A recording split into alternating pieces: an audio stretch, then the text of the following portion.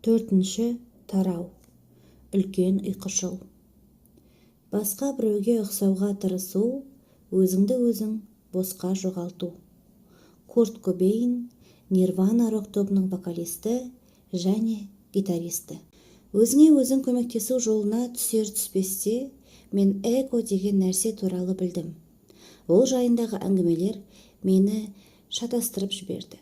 Мен әрдайым эго деген менмендік пен мақтаншақтық деп ойлайтынмын. Мен саған өзімнің қаншалықты керемет екенімді сағаттап айтам. Сосын саған бұлшықетімді көрсетемін деген сияқты. Алайда менмендік пен мақтаншақтық эгоның бір бөлігі болғанымен, ол түсінікті толық ашпайтын болып шықты. Өзіңе өзің көмектесу руханият қоғамдастығында эго сөзі көлеңкелі мен, немесе жалған мен, не жексұрын сияқты әрекет ететін менді білдіру мақсатында қолданылады. Бұл біздің, мысалы, күйеуіміздің немесе әйеліміздің көзіне шөп салу арқылы өз шаңырағымыздың шырқын бұзатын процесті басқаратын бөлігіміз. Өйткені біз жүрек түкпірінде өзімізді лайықты немесе сүйікті сезінбейміз. Жүрек қалауынан бас тартатын және сәтсіздікке ұшыраудан қорқып актерге айналатын бөлік. Біздің ұлылығымыз туралы жалпақ жұртқа жаятын меннің бөлігі өзіне деген сенімсіздік пен сырттың қолдауын қажет ететіндіктен қара күшке жүгінеді. Басқаша айтқанда, өз эгоңды көрсетудің бірнеше амалы бар. Осыдан бастап мен оны үлкен ұйқышыл деп атаймын, немесе қысқашалап ÖO. Осылай етсек, көп шатаспаймыз деп ойлаймын. Сонымен бірге, менің ойымша, бұл сөз орынды болар. Өйткені сәтсіздікке ұшыраудың негізгі себебі кедейшілікте өмір сүру, ақымақтармен қарым-қатынас немесе эмоциялық тұрақсыздықтың қорлығы өзіміздің қаншалықты күшті, ал ғаламның молшылыққа толы екенін санамызда әлі қорыта алмай жүргенімізде. Жарайды, әңгімені жалғастырайық.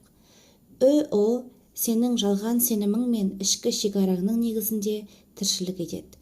Бұл балалық шағыңда миыңа құйып тастаған ғалам туралы шынайы көрінетін түсініктер мен өзіңді өзгелерден кем санайтын тұжырымдарың. Үлкен ұйқышыл сыртқы көздерден алынған ақпаратпен қоректенеді. Мен мұны сенің сүйіспеншілігіңе бөлену үшін істеймін. Маған өзім туралы өз пікірімнен гөрі сенің пікірің маңызды. Ол енжар. Менің өмірімді, менің жағдайым бақылап отырады. Мен құрбанмын. Қорқынышқа сүйенеді және сенің өз шекараңнан, яғни жайлай мақтан шығып кетпеуің үшін бар күшін салады.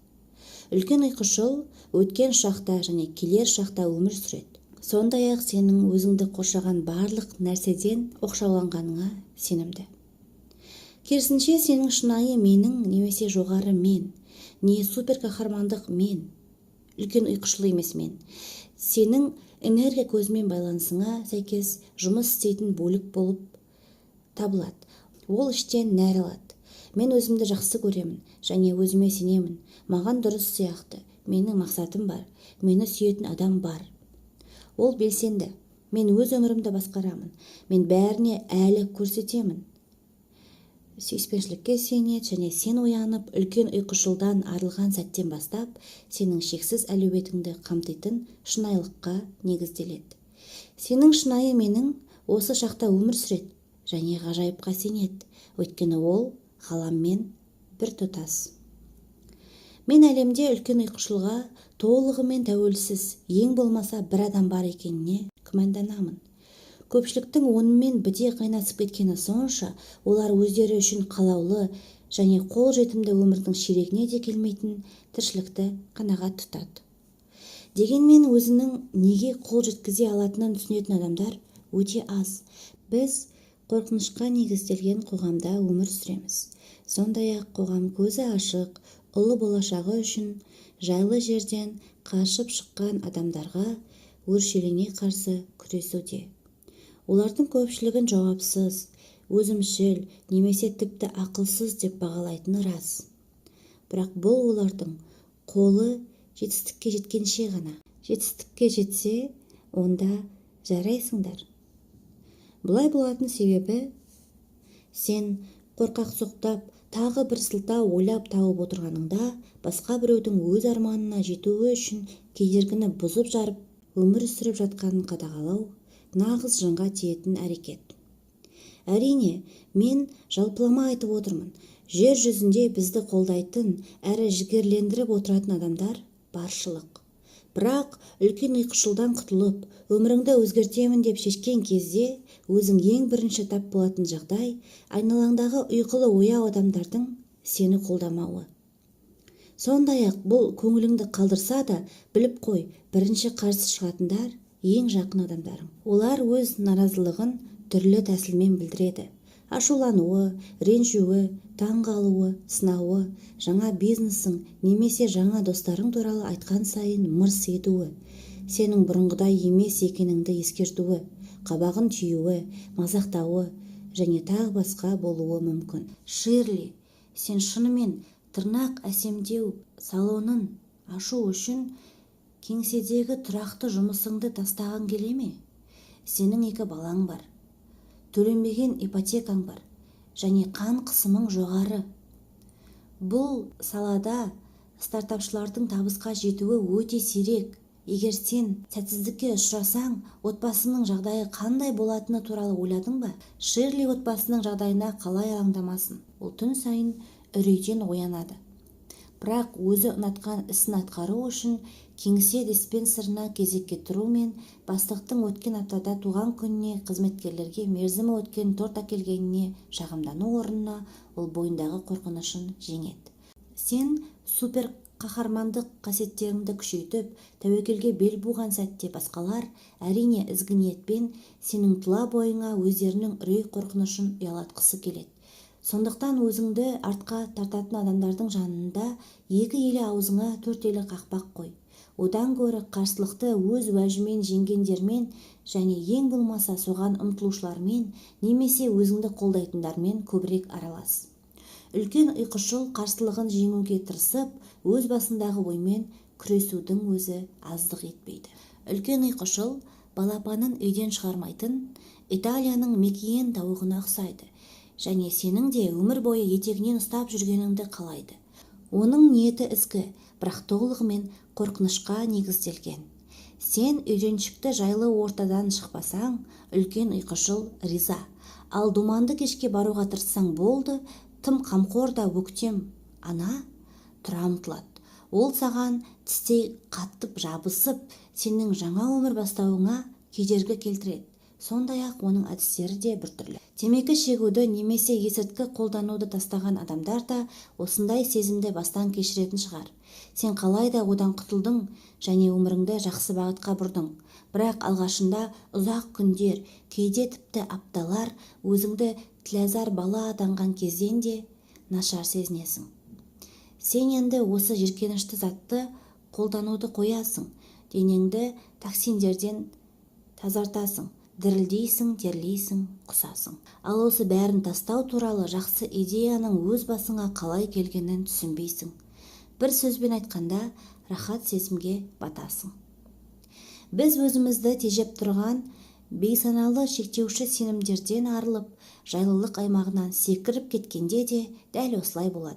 Бұл өте күшті детоксикация, алайда кейде бәрі бізге қарсы сияқты көрінеді. Мысалы, көлікті ағаш басып қалады, компьютер бұзылады, сүйіктіміздің ең жақын досымыздың төсегінде жатқанының үстінен түсеміз, төлқұжатымызды ұрлатып аламыз, тұмаумен ауырамыз, үйіміздің шатыры тесіліп қалады, біреу жабыстырып кеткен сағыздың үстіне отырамыз. Ал шын мәнінде бұл сенің бейтаныс, бірақ өзің қалаған аумаққа қадам басуыңа мүмкіндік берудің орнына кері тарту мақсатындағы үлкен ұйқышылдың әрекеті. Әрбір жетістікке жеткен адам оның не екенін біледі, өйткені ол оны басынан өткізді. Алып адыммен алға басқаныңда, жетістігің алтынға айналу алдында көбінесе зергердің олжасына айналады. Бұл сөзім аздап жасанды болып көрінуі мүмкін, алайда есіңде болсын, өз өмірің өз қолыңда. Бұл ақиқат. Бүгінгі таңда сенің қолыңда барың, өткен шақта өзіңнің немесе өзгелердің ой-пікіріне сүйене отырып жасаған еңбегіңнің нәтижесі. Жүрегіңнен шындықты тауып, кейбір принциптерді қайта қарастыру арқылы жалпы өз әлемің мен өз басыңды қайта реттеуге кіріссең, үлкен ұйқышылды шын мәнінде өлтіресің. Ол әрине бүлік шығарады және сені қалай да қайтадан бұрышқа тығуға тырысады. Ал біз шоғырланған энергия көмегімен өзінің нақты өмірін жасай алатын жаратылыспыз. Бірақ егер түпсана бұл энергияны тәуекелге баруға жол бермеуге жұмсауды шешсе, онда проблема туындауы мүмкін. Үлкен ұйқышыл сенің өзгеруіңе және өзіңді дамытуыңа жол бермеу үшін қолдан келгеннің бәрін істейді. Өйткені сен өзгелердің өзің деп танитын болмысын жоюға тырысып жатырсың. Үлкен ұйқышылды қанша жек көрсең де, оның күшін ешқашан кем бағалама. Кейде ол бізді тоқтатуға тырысып, эмоциялық тосқауыл қояды, ал кейде іс-әрекеттерге көшеді. Менің бір клиентім бар. Ол өзі армандаған кәсіпкерлікті нөлден бастау үшін істеп жүрген қызықсыз, бірақ жалақысы жоғары жұмысын тастады. Ол неден бастау керегін және жұмысты қалай ұйымдастыруды білмейтін. Өз отбасының жағдайына алаңдамастан, бастайтын ісінде ешқандай кепілдік пен дайын шешім болмауына қарамастан, сенімді жұмысын тастап кетті. Сөйтіп, өзі қалағандай өмір сүруге бекінгендіктен жеңін түріп іске кірісті. Міне, дәл сол кезде үлкен ұйқышыл тас-талқан болып ашуланды. Мен онымен психотерапевтік сеанс өткізгеннен кейін ол көлігінің бір емес, екі дөңгелегі жарылғанын көреді. Оның балаларын қарайтын әйел көлік жүргізіп келе жатып, клиенттің әйелінің көлігін соғып кеткен. Ас үйдің астындағы су құбыры жарылған. Алғашқы ірі мәмілеге қол қояр алдында оны автобус қағып кеткен. Мен ол байғұстың аман-есен қалғанын қуанышпен хабарлаймын. Бірақ жарайды, болды, сен жеңдің деудің орнына, қанша жердей реті келіп тұрса да, ер жігіт алған бағытынан қайтпады. Бүгінде ол өзіне өзі қожайын, сүйікті ісімен шұғылданады, әлемді аралайды, миллиондаған долларлық келісім шарттарға қол қояды, клиенттерінің өмірін түбегейлі өзгертеді, шығармашылықпен айналысады және балаларға тамаша үлгі береді. Бірде өзінің дыбыс жазу студиясын ашуды ұйғарған музыкалық продюсермен жұмыс істедім. Ол жазу жабдықтарын, аспаптарды, дауыс күшейткіштерді, жаңғырықтан қорғайтын құралдарды сатып алуға бар энергиясын сарп етті. Көп қаржы жұмсады. Ал студия құрылғаннан кейін мұның бәрі өртеніп кетті. Продюсер ешкіммен араласпай, 2 жыл бойы уайымдап, төсекте жатып алған жоқ. Студияны қалпына келтіруге қажет ақша жинауға кірісті. Айта кету керек, екінші жолғы бастамасы бұрынғыдан да жақсы болды. Қазір бұл әйелдің жолы болғаны сонша, ол музыканттарды жеке-жеке таңдай алады. Ол бұрын өз армандаған өміріне қол жеткізді. Менің айтқым келіп отырғаны мынау: егер сен өзіңнің қызықсыз жұмысыңды тастап, мысалы армандаған наубайханамды ашамын деп шешкенде, кенеттен жүк көлігі қабырғаны бұзып кіріп, тоқашыңның бәрін таптап кетсе, қатты уайымға берілудің қажеті жоқ. Мұны жамандықтың белгісі санап, мен осылай боларын білдім дей көрме. Керісінше, өзіңе берілген сынақ ретінде қабылда. Сонда сен үлкен ұйқышылдан құтыласың, яғни сенің бағытың дұрыс. Өсуді әлсіздерге тән іс демеймін, бірақ тіпті оның өзі қазіргі сенің сүреңсіз өміріңнен ауыр емес. Егер сен өміріңді өз қолыңа алып, оны өзіңе тән еткің келсе, ештеңеге қарама. Соған сенуің керек. Сенің жаңа өмірің қазірдің өзінде бар, және ол бұрынғыдан әлде қайда жақсы екеніне сенімді бол. Үлкен ұйқышыл ашуланса, ұстамды және табанды бол. Қандай жағдай болса да, өз бағытыңнан тайма. Өйткені айналаңдағы үйреншікті нәрсенің бәрін толығымен жарқын өмірге айналғанын көруден озық ештеңе жоқ. 5-ші тарау. Өзін өзі қабылдау деген хайуанаттар бағы. Бәрі жақсы емес. Менің құрбым Синтияның әлі жазылмаған өмірбаянының тақырыбы. Менің кәсіби оратор құрбым бар. Ол өз ойын керемет жеткізеді. Сондай мықты, ақылды және жаратылысынан адамды. Менің кәсіби оратор құрбым бар.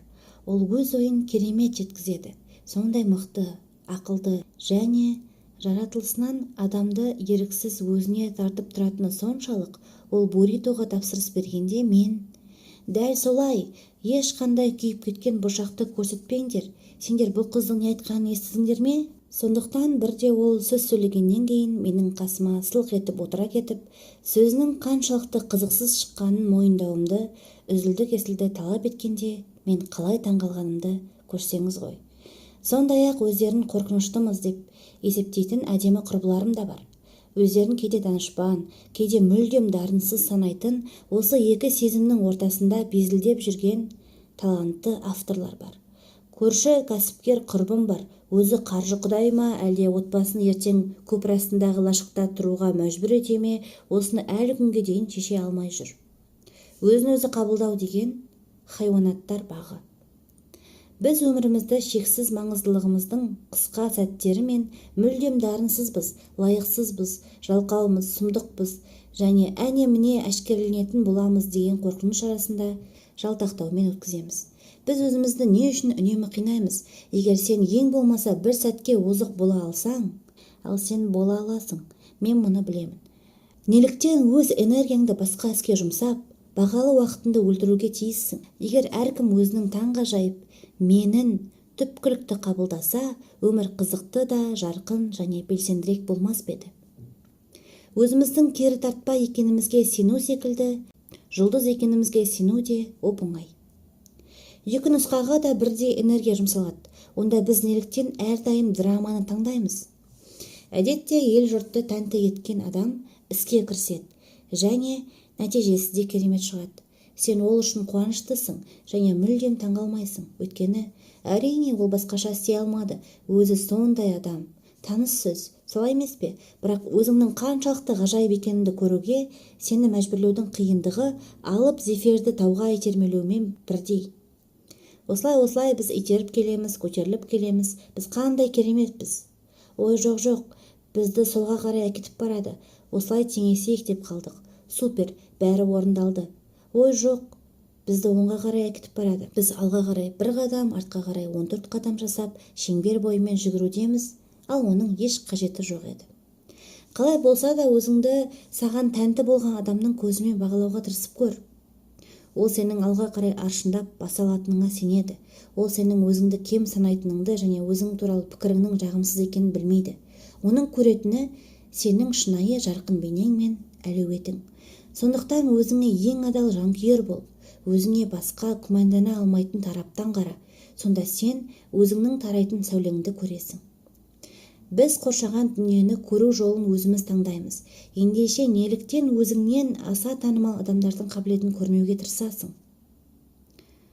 Сен кереметсің. Сен бұл дүниеге айғайлап келгенде де керемет едің, қазір де солайсың. Әйтпесе ғалам сен үшін басын ауыртпас еді. Еш нәрсені кереметтігің толығымен жойылып кететіндей етіп соншалық бұза алмайсың. Кереметтік сенің болмысың. Сен әрқашан сондай боласың. Бұл осымен талқыланбайды.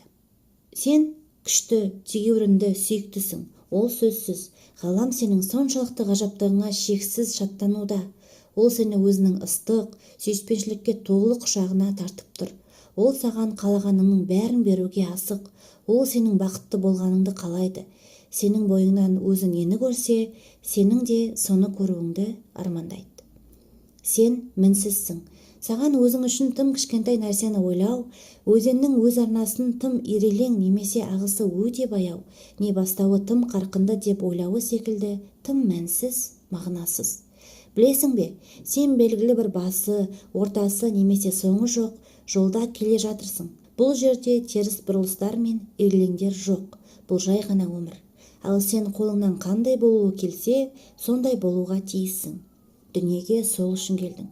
Өз болмысыңнан қашу сені төмендетеді.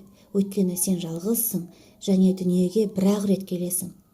Қайталап айтам, сен жалғызсың және дүниеге бір-ақ рет келесің. Дүниені өз ісіңнің сәулесімен жадыратуға жол бер. Әр қайсысымыз өзімізге тән жолда мінсізбіз. Өзіңе күле қара, өзіңді және өзгелерді жақсы көр. Әзіл қалжыңды қуанышпен қабылда. Екінші бөлім. Өзіңнің ішкі мықтылығыңды қалай қабылдау керек? 6-шы тарау. Өзіңді жақсы көр. Өзімізді шын жақсы көрген кезде ғана өміріміз өз қалағанымыздай болады. Луиза Хей. Жазушы, баспагер, өзіне өзі көмектесудің кіндік шешесі. Луиза өзіне өзі көмек беру мәселесімен әлі көпшілікке танымал болмаған кезде ақ айналысқан. Бірде Бобби ағамның үйінде диванда оның 2 жасар ұлының еденде ойнағанын бақылап жатқан едім.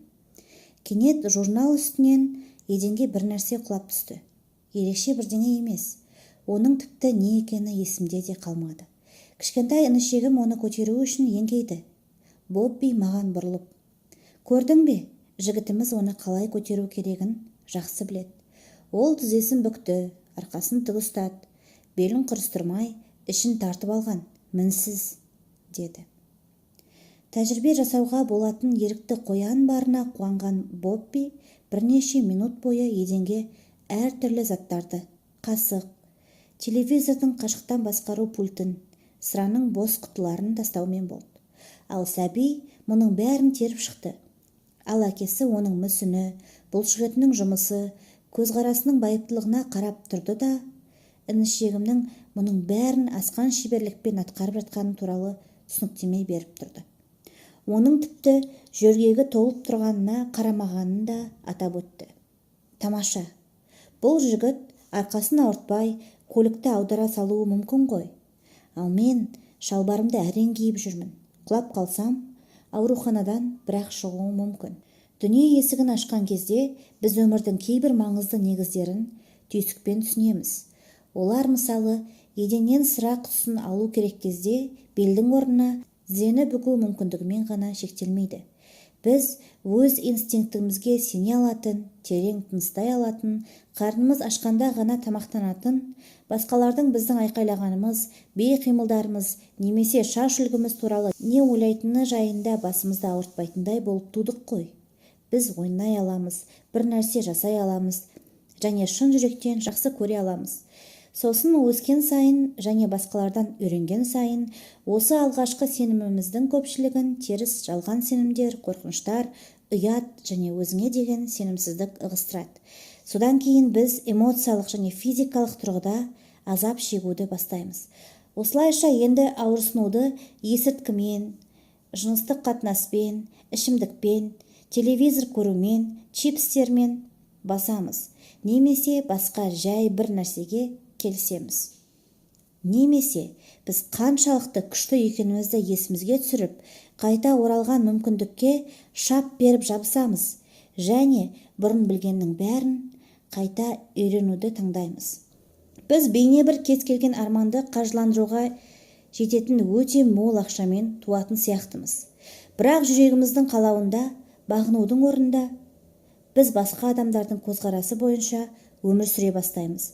Кейбіреулер өздерін клубқа баруға тым кәрі санайды, ал өзі бугиді бәрінен де артық жақсы көреді. Тағы біреулер сыртқа тәкаппар көрініп, өзіне сенімді адамның кейпінде жүреді, ал олар шын мәнінде жалғыз қалғанда махаббат пен достықтың жылуына мұқтаж. Енді біреулер болса өз бағдарынан ұялады. Біз өзімізге тән емес нәрсеге сеніп жүргенімізде жан байлығы өздігінен жойылады. Тек өзіміздің нағыз болмысымызбен қайта қауышқаннан кейін ғана біз жан жақты, толық және шынайы өмір сүруді бастаймыз. Біздің өзімізді өзіміз бәрінен жұрдай ететін әдістеріміз шексіз көп болғанымен, олардың ең рақымсызы және жойқыны біз айтарлықтай жақсы емеспіз дегенге сену. Біз бұл дүниеге кішкентай қуаныш ала келеміз, ал сонан соң өзімізді жақсы көрмеуді үйренуде ждағаттық танытамыз. Бұл соншалықты қисынсыз деп ойламайсың ба? Әлемдегі ең қарапайым, бірақ ең күшті нәрсе өзімізге деген сүйіспеншілікті біз сыртқы ақпаратты сіңіре бастағаннан ақ жоғалта бастаймыз. Мұнда менменшілдікті немесе нарциссизмді меңзеп отырған жоқпын, өйткені бұл қасиеттер қорқыныш тудырады және өзіңе деген сүйіспеншілікке жол бермейді. Менің айтып отырғаным біздің жоғары менімізбен тығыз байланыста болуымыз және өз бойымызға төмен нәрселерді қабылдайтын мызғымас қабілетіміз туралы. Өзіңе ренжуден, өзіңді өзің сынаудан және кінәлі сезінуден арылуға не жанашырлықты, қуаныш пен ризашылықты қабылдауға қажет дүние өзіңді өзің жақсы көру туралы айтып отырмын. Бақытты және өзіміздің айрықша жақсы көретін кезімізде біз кез келген былыққа, өзіміздікі болсын, өзгенікі болсын, пысқырмаймыз да. Басқа адамдардың пікіріне, терісінің түсіне, жынысына, талантына біліміне, қоғамдағы ұстанымына, дініне және басқасына қарамастан адамдар өздерін осылай жай ғана жақсы көретін болса, дүние қандай болатынын елестетіп көрші. Сен әрбір таңды сүйікті болуға лайықпын деген сеніммен адырсаң, өзіңнің және жақындарыңның өмірі қандай болатынын ойлашы. Ұятты, кінәні, күмәнді және жек көруді сызып тастап, қалағаныңдай болуға, қалағаныңды жасауға, қалағаныңды толық иеленуге өзіңе мүмкіндік беретін едің. Иә, мен дәл осындай дүниеде өмір сүргім келеді. Бастаған істе жетістікке жету үшін, өз өміріңді нақты өзгерту үшін мына істерді қолға ал. Бірінші, ерекшелігіңді бағалай біл. Дүниеде саған дәлме-дәл ұқсас адам жоқ және ешқашан болмайды да. Саған әлемге жария етуге болатын ерекше талант берілген, ал сен мұны қалай іске асырасың? Бұл қайталанбас дүние. Өмірге деген көзқарасың, болашағың, ойлауың бірегей. Сен ерекше нұсқасың. Екіншісі, аффирмация жасауды қолға ал. Егер бұл қажеттілік болмаса, саған мұны жаса демес едім, алайда аффирмация жұмыс істейді. Оны айнаның алдында айтудың қажеті жоқ. Өзіңді құшақтап тұру, немесе оны жазу үшін арнайы құлпы бар түрлі түсті күнделікті сатып алу да керек емес. Бірақ егер сен кемеңді дұрыс бағытқа бұрғың келсе, миыңды басқа күйге келтіруің және оны басқаша ойлауға үйретуің керек. Дәл осыны сен үшін аффирмациялар орындай алады. Ең алдымен өзіңе қандай аффирмациялар қажет екенін анықта және оларды күні бойы ойдан шығармай, көлікте, көшеде келе жатып, телефонмен сөйлесіп жатқан секілденіп, кезекте тұрғанда күбірлеп қайталап жүр. Оларды стикерлерге жазып, үй ішіне түгел, айнаға, тоңазытқышқа және тағы басқа жерлерге жапсырып таста. Күн сайын таңертең өзіңнің сүйікті аффирмацияңды 10 реттен жазып шық және оларды әр түні ұйықтар алдында дауыстап айт. Өзіңді жақсы көруге жауапты аффирмациялар осылар. Бір-екеуін таңда да ілгері қадам бас. Мен зор сүйіспеншілікке лайықпын және оны әр күннің әрбір сәтінде қабылдаймын. Мен ғаламмен біртұтаспын. Ғалам керемет және мен де кереметпін. Менің жүрегім ашық. Ол сүйіспеншілікті қабылдайды және береді. Өмірдің маған ұсынатын барлық жақсылығын қабылдаймын. Мен кереметпін, ақылдымын және әдемімін. Маған өзімнің бойым және бөксемнің өлшемі ұнайды. Шамамен осылай. Егер бұл аффирмациялардың ешқайсысы көмектеспесе, сені сөзбен тұншықтырмайтын, бірақ жүрегіңді шым еткізетін аффирмацияларды ойлап тап. Айтқан сөздерің өзіңді қаншалықты көп эмоцияға бөлесе, сол сөздер соншалықты мол жағымды өзгерістерді әкеледі. Айтпақшы, басында саған өз-өзіңді алдап жүргендей көрінуі мүмкін, бірақ ақиқатында сен қазір өтірікпен өмір сүрудесің. Сондықтан аффирмациялар арқылы ақиқатқа ораласың. Сен кез келген сандырақ сөзді автоматты түрде күбірлеп қайталай алмайсың. Оған бұлайша селқос қарама. Бұл нәтиже беру үшін оны сезінуің, соны қалауың, одан шабыт алуың керек. Үшіншісі, өзің сүйетін іспен айналыс. Тәтті тағамнан, ойын-сауықтан, өзіңнің тірі екеніңді сезінуге көмектесетін адамдармен қарым-қатынастан және күйзеліс күйініштен үнемі бас тарту өзіңді өте нашар сезінуге мәжбүр етеді. Өз өміріңе көз сал және өзіңді қандай жағдайда төмен бағалайтыныңды анықта. Егер ішкі дауысың, мен бір жерге барып, жанды музыка тыңдағым келеді, бірақ соңғы рет қашан концертке барғаным есімде жоқ десе, оған баруға уақыт тап. Бәріміз де жұмыс басты адамдармыз, бірақ кім рақаттана өмір сүруге басымдық берсе, сол қалаған өмірін сүріп жатыр. Дәл осы сәтте жер шарының түкпір-түкпіріндегі мыңдаған адам йогамен айналысып, мұхит жағалауында қыздырынып, ашық аспан астындағы музыкалық фестивальдерді тамашалап, немесе Диснейлендте уақытын қуана өткізіп жатыр. Жаныңның қалауына құлақ қой және істеген ісіңе назар аудар. Өміріңнің әрбір қырынан барынша ләззат алуға саналы түрде күш сал. Бұл кез келген нәрсе болуы мүмкін. Мысалы, жұмыс күннен соң жақын досыңмен кешті бірге өткізу, жек көретін жұмысты тастау, күнде киюге қолайлы болмаса да әдемі 2 туфли сатып алу, немесе Коста-Рикаға серфингпен айналысуға аттану. Сүреңсіз өмірге байланып, мұңлы өмірді сүруге емес, өзіңді бақытты ететін өмірге ұмтыл. Көзің тіріде шалқып өмір сүруіңе мүмкіндік бер. Егер өзгенің сұранысын бірінші орынға қоятын адамдардың қатарынан болсаң, енді өз талабыңды бірінші орынға қоюды баста. Сені жеке шабарманы ретінде көріп үйренген адам Чип пен Дейл сияқты, оның дауысы шыққанда жүгіріп баруды қойсаң да, сені бұрынғысынша жақсы көреді. 1-2 жаңа джинсы шалбар сатып алды, банктен есепшот аш, үй жинайтын әйел жалда, балаларды мысықтың астын тазалауға мәжбүрле. Бұдан сен өзімшіл болып қалмайсың, сен бар болғаны бақытты адамға айналасың. Өзіңе бейне бір ең жақыныңдай қамқор бол. 4-шісі, өзіңнің жақсы нұсқаңды тап. Біз өзіміз туралы жаман ойлауға үйренгеніміз сонша, басымызға басқаша ой келмейді. Бірақ біз үйреншікті қалып пен мінез құлықты саналы түрде өзгерте аламыз. Сондықтан төмендегі сауалдарға жауап бер. Айнаға қараған кезде не туралы ойлайсың? Бір іспен айналысқың келсе де, оны бастап көруге өзіңе ешқашан мүмкіндік бермедің. Ал сол салада жетістікке жеткен адамды көрген кезде өзіңді қалай сезінесің? Нағыз әдемі де табысты адамдардың ортасына түскенде не ойлайсың? Және не сезесің? Немесе бір нәрсеге қол жеткізуге тырысып, бірақ сәтсіздікке ұшыраған кезіңде ше? Немесе өзіңе ықпалы бар әрі тартымды адам сені қуып жіберсе ше?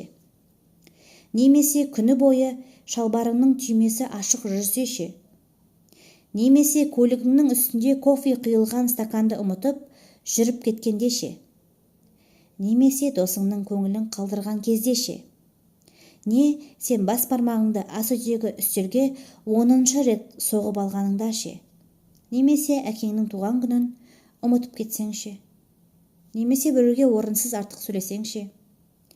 Өзіңе нашар көзқараста болған кезде ойыңа келетін сөздерге көңіл бөл және жақсырақ тіркес ойлап тап.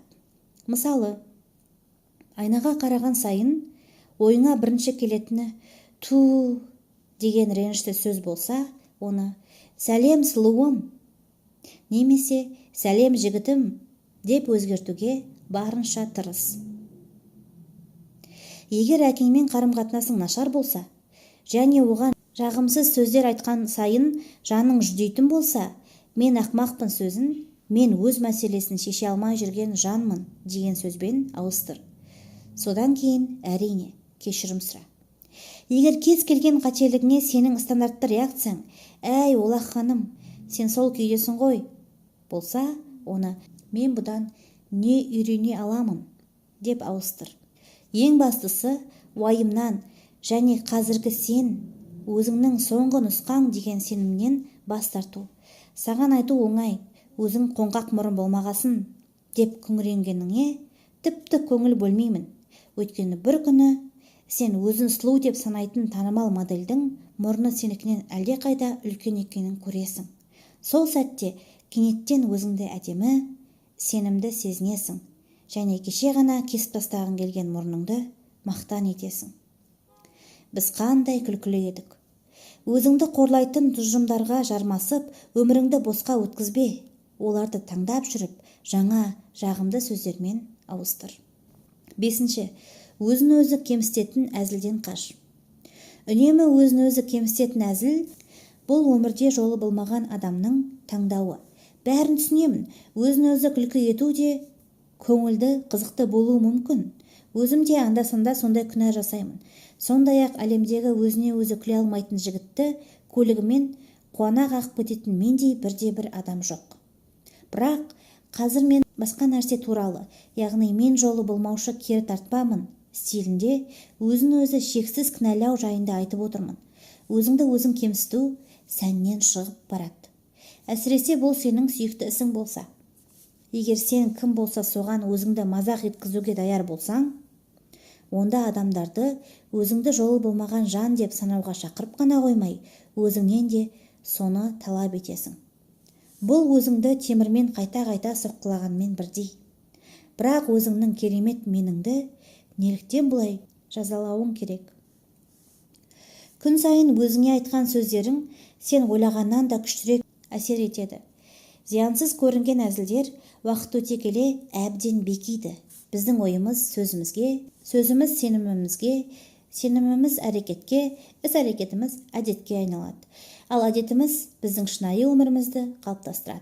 Сондықтан егер сен қызды кездесуге тапаншамен қорқытып та көндіре алмағаның туралы әзілдеуді ұнатсаң, сол себепті сенбі күндерді жалғыз өткізетін болсаң, саған жаңа әзіл ойлап табу керек шығар. Ең бастысы, өзіңді үнемі мазақ ету, өзіңді күлкіге қалдырудың ең арзан әдісі. Бұл кез келген ақымақтың қолынан келеді. Сол себепті саған жаңа сценарий ойлап табу керек. Біз сияқты еліктегіштер сондай-ақ сенің жеке сенімділігің саған разы болады. 6-шысы, махаббатқа жол аш. Атыңа айтылған қошемет сөздерге қойш сенде деген сылтаумен қарсылық білдірмей, соған лайықпын деп қабылда. Оның орнына рахмет деп айтып көр. Болды. Өзіңнің денеңе де көңіл бөл. Біз, егер сен де мен сияқты болсаң, істің ізінде шапқылаймыз да жүреміз, барлық есіл-дертіміз жұмыста. Ал байғұс денеміз болса, сүйретіледі де жүреді. Уақыт жетпей жатса, сол денсаулықты естен шығарамыз. Бүгін менің 5 кездесуім бар, йога мен ертең айналсам, ал бүгін түскі астың орнына күш беретін кәмпит жей салам. Ал шынына келсек, біз денемізге емес, денеміз бізге көбірек қажет. Денең туралы жақсы сөз айт, әдемі киін және серуендеуге шығып тұр. Денеңе өрттей құмарлық, жанға жайлы ванна және массаж қажет екенін ұмытпа. Қозғал, созыл, қоректендір, құрғап кетпесін. Осылай өз денеңе барынша көбірек көңіл бөл, өйткені денең өзін неғұрлым жақсы сезінген сайын, сен де соғұрлым бақытты боласың. 7. Өзіңді басқалармен салыстырма. Сен мақтан тұтатын бірдеңе істеп, көңілің көкке көтеріліп, бақыттан басың айналып жүргенде, басқа біреудің соған ұқсас сәтті одан да жақсырақ істегенін көріп, сол үшін кенеттен мұңайып кеткен кезің болды ма? Салыстыру өмірді барлық қуанышынан айырудың ең жылдам әдісі. Басқалардың не істеп жатқанында жұмысың болмасын. Маңыздысы бірақ нәрсе, өзің жасаған ісіңе риза болып, рақаттанып өмір сүру. Нақ осы бірегейлігің сені қатарыңның алды етеді. Біреуді өзіңнен жақсырақ деп санау, бұл өзіңе деген достық пейілі емес.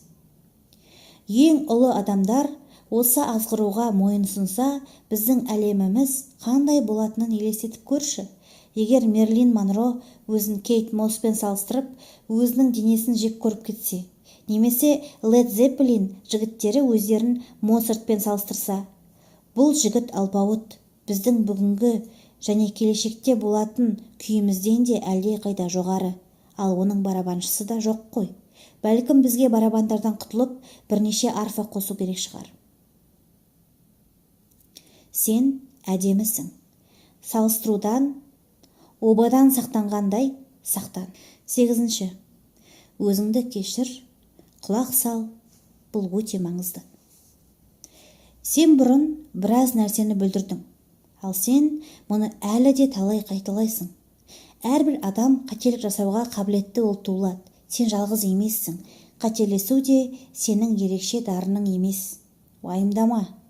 Кінәлау мен өзін-өзі сынауды арқалау тек зиянды ғана емес, сонымен бірге қызықсыз екенін айтпағанда мүлдем мағынасыз. Өзіңді кінәлі сезінуден немесе өзіңе теріс көзқараспен қараудан жақсы адам болып кетпейсің. Керісінше жабырқайсың, күйзелесің. Кінә, ұят және өзін-өзі сынау ең жойқын 3 сезім екенін түсін. Ал өзіңді кешіру ең күшті қасиеттердің бірі. Өзіңе кешіріммен қарауды үйрететін тамаша лайфхак бар. Сен қатты ұялатын белгілі бір сәтті есіңе түсір.